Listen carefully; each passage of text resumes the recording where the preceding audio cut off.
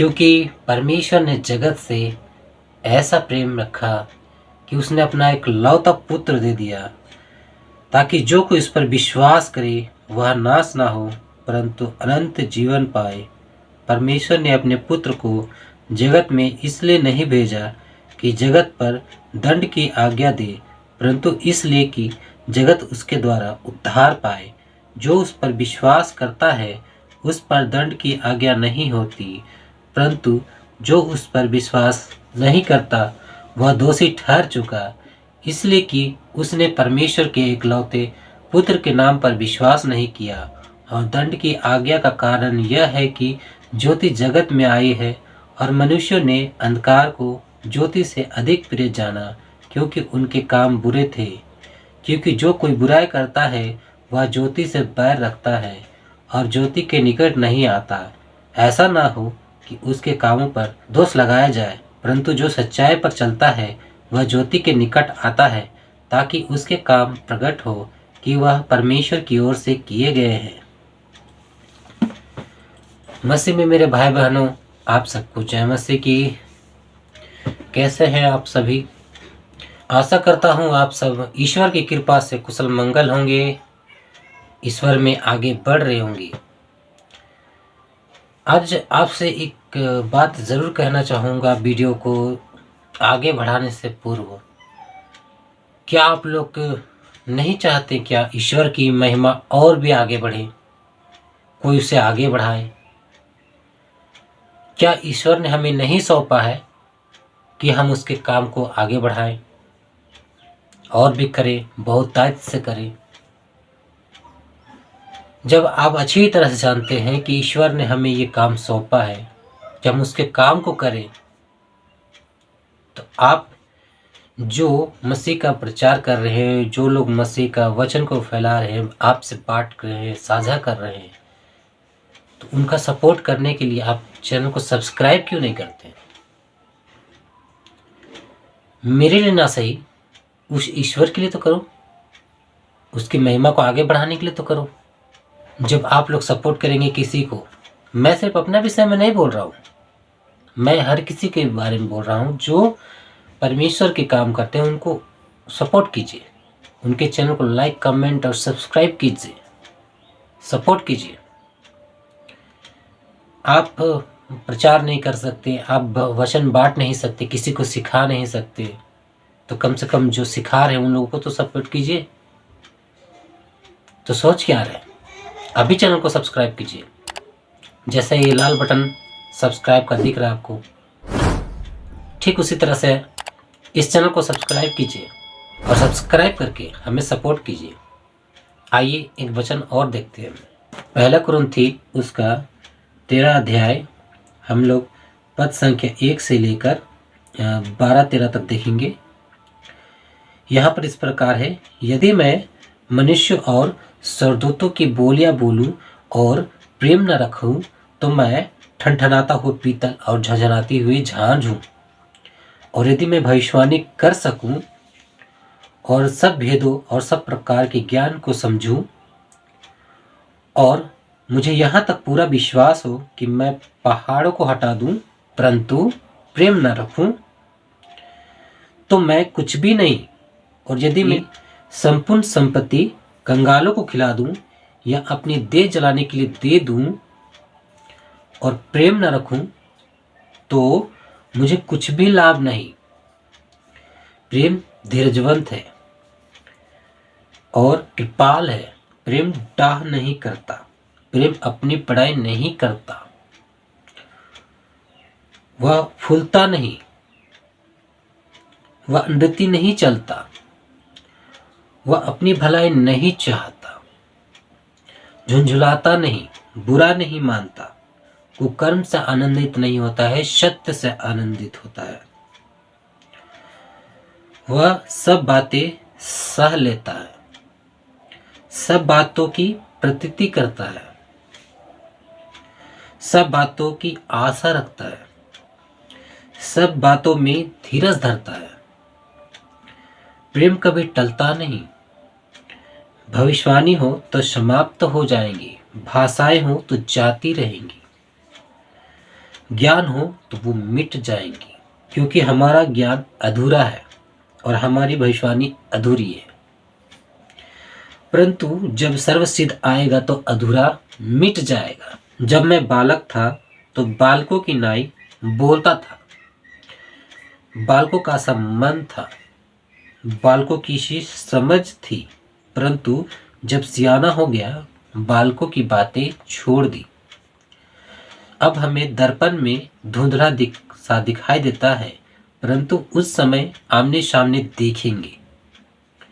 इस समय मेरा ज्ञान अधूरा है, परंतु उस समय ऐसी पूरी रीति से पहचानूंगा जैसे पहचाना गया हूं।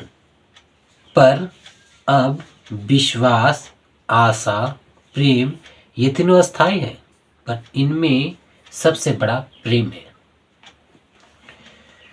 तो जैसा कि हमने शुरू में देखा कि यूहन्ना 3:16 में वहाँ पर स्पष्ट कहा गया है, परमेश्वर का वचन लिखा गया है और वहाँ पर इस प्रकार लिखा है, क्योंकि परमेश्वर ने जगत से ऐसा प्रेम रखा, उसने अपना इकलौता पुत्र यीशु मसीह को दे दिया हमारे लिए, ताकि जो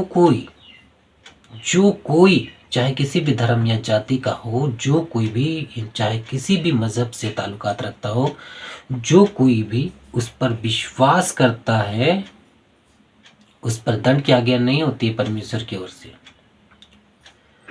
परमेश्वर ने अपने बेटा को हमें नष्ट करने के लिए नहीं भेजा, हमें उद्धार करने के लिए भेजा, हमें अनंत जीवन देने के लिए भेजा। तो जो कोई भी परमेश्वर के उस पुत्र पर, यीशु मसीह पर विश्वास करता है, उस पर दंड की आज्ञा नहीं होती है। यीशु मसीह जगत में इसलिए नहीं आया कि वो हमें नाश करे, नष्ट करे, पर इसलिए आया कि हमें अनंत जीवन दे। तो मेरे मसीह भाई बहन लोग, परमेश्वर का काम हमें करना है दिन ही दिन में, क्योंकि वो रात, वो घड़ी आने वाली है, उस समय जहाँ पर कोई काम नहीं किया जाएगा।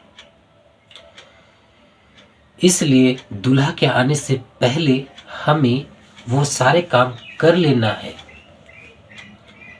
ये सारे काम कर लेना है। इसे हमें लेन देन करना है। जिसको 1 तोड़ा मिला है उसको भी लेन देन करना है, जिसको 2 तोड़ा मिला है उसको भी लेन देन करना है, जिसको 5 मिला है उसको भी, जिसको 10 मिला है उसको भी लेन देन करना है। हो सकता है आपका ज्ञान हमसे ज़्यादा हो, मेरा कम हो सकता है मेरा ज्ञान आपसे ज़्यादा हो सकता है हम दोनों में से और किसी का ज्ञान ज़्यादा हो। तो हमें जितना ज्ञान मिला है, जितनी भविष्यवाणी करने की सामर्थ्य मिली है, चंगा करने की सामर्थ्य मिली है, किसी को चंगा करने का सामर्थ्य दिया गया है, किसी को भविष्यवाणी करने का सामर्थ्य दिया गया है, तो हमें जो भी तोड़ा मिला है उसका हमें लेन देन करना है। तो क्या आप लेन देन कर रहे हैं उसका तोड़ा का? मैं तो परमेश्वर के इस वचन से लेन देन कर रहा हूँ। कितने कोई इस वक्त इस वीडियो को देख रहे हैं, मैं उन्हें दे रहा हूँ।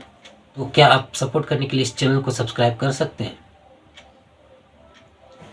इस चैनल को सब्सक्राइब कीजिए, शेयर कीजिए और लाइक भी जरूर कीजिए। परमेश्वर प्रेम है, उसने अपना प्रेम को हमारे बीच में व्यक्त किया अपने पुत्र के द्वारा, उसे सूली पर चढ़ा दिया। किसके लिए? हमारे लिए, ताकि हम वो दंड ना भुगते जो हमें नरक में हमारे लिए शैतान द्वारा यातना दिए जाना है।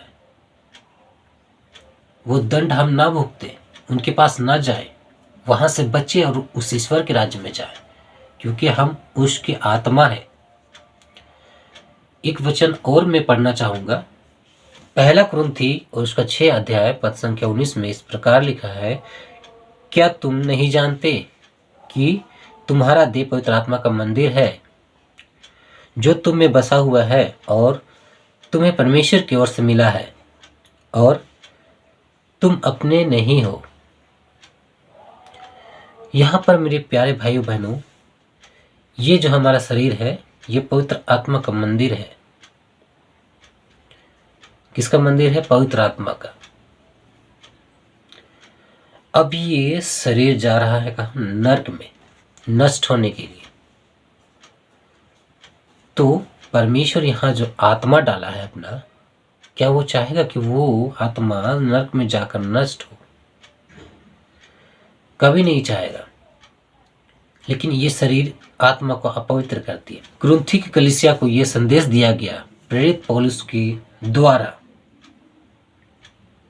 क्योंकि कुरिन्थी की कलीसिया जो है वो बिगड़ गई थी और परमेश्वर की जो वचन शब्द है, बाइबल पवित्र शास्त्र है, उसे ना मानकर, उसे ना समझकर वो अपनी रीति से नियम बनाकर जब चल रही थी, उस टाइम पर प्रेरित पौलुस ने कुरिन्थी की कलीसिया के लिए पत्री लिखी और उन्हें यह संदेश दिया।